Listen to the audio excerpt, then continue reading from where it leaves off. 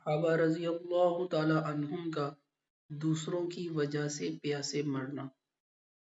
حضرت ابو جہم بن حذیفہ رضی اللہ تعالی عنہ کہتے ہیں کہ یرموک کی لڑائی میں اپنے چچا زاد بھائی کی تلاش میں نکلا کہ وہ لڑائی میں شریک تھے، اور ایک مشکیزہ پانی کا میں نے اپنے ساتھ لیا کہ ممکن ہے وہ پیاسے ہوں تو پانی پلاؤں۔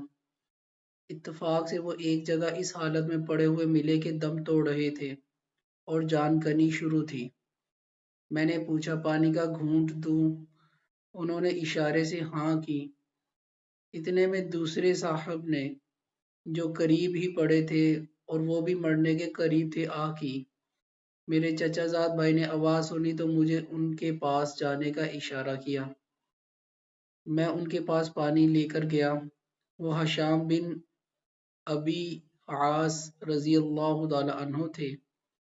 ان کے پاس پہنچا ہی تھا کہ ان کے قریب ایک تیسرے صاحب اسی حالت میں پڑے دم توڑ رہے تھے۔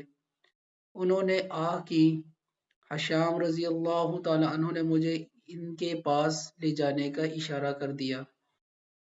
میں ان کے پاس پانی لے کر پہنچا تو ان کا دم نکل چکا تھا۔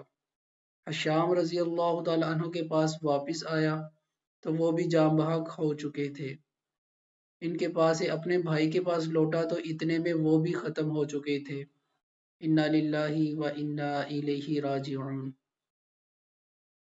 اس نوع کے متعدد واقعات کتب احادیث میں ذکر کیے گئے ہیں۔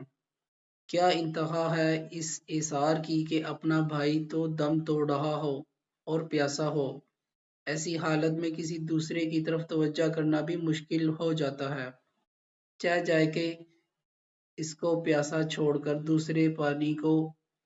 دوسرے کو پانی پلانے چلا جائے، اور ان مرنے والوں کی روحوں کو اللہ جل شانہ اپنے لطف و فضل سے نوازے کہ مرنے کے وقت بھی جب ہوش و حواس سب ہی جواب دے دیتے ہیں، یہ لوگ ہمدردی میں جان دے دیتے ہیں۔